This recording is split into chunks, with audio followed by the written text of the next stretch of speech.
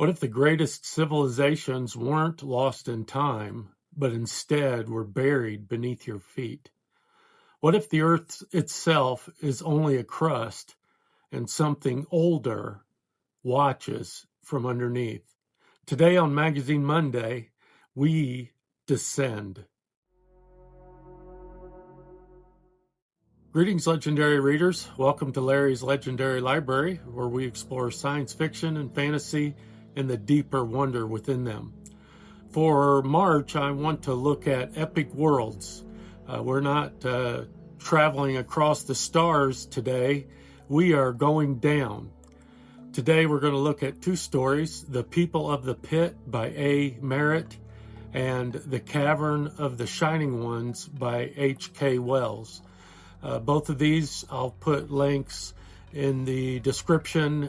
They are in the public domain, and you can read them at Project Gutenberg if you are interested in reading them. These two Pulp era descents into hidden worlds beneath our own. The People of the Pit, first published in 1918, well over 100 years ago, reprinted in Fantastic Novels in January 1941. Merritt's tale takes us into the Alaskan wilderness, where explorers uncover a vast subterranean abyss and something ancient within it. This isn't just a cave story, it is cosmic dread wearing a science fiction mask. What makes this story powerful isn't just the setting, it's the atmosphere. Merritt gives us a vast, unknowable depth, a hidden, non-human civilization, the sense that humanity is small, temporary, and fragile. The underground isn't just a place, it's a symbol. It represents the unconscious, it represents the forgotten past, the evolutionary abyss beneath mankind.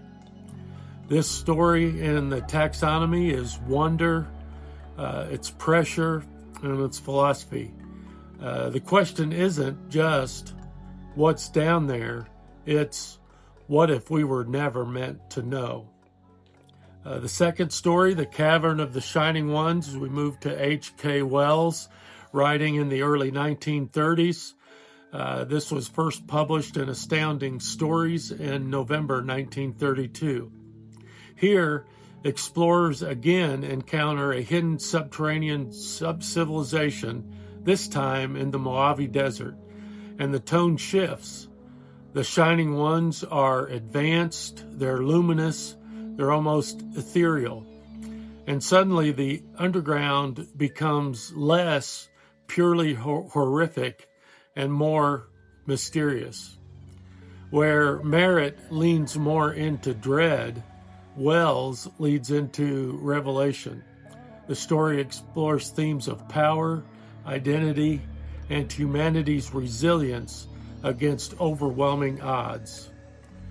This one, the taxonomy feels like primary wonder, the wonder of the aliens, the wonder of their superior knowledge and their power. Secondary is pressure, the pressure of getting out of a very serious situation that has ramifications for all mankind. Less fear, more awe. So why were so many of the 50s and 60s and earlier pulp writers obsessed with subterranean realms? Well, because the underground is mythic. Think about it. Hades in Greek myth, the mines of Moria in The Lord of the Rings, and the Morlocks in The Time Machine. The underground represents what civilization buries, what we hide, what evolution leaves behind, what pride refuses to see. It's the shadow beneath progress. The unknown beneath us is scary. In the pulp era, when science was rapidly advancing, these stories carried a quiet anxiety. What if science uncovers something we can't control?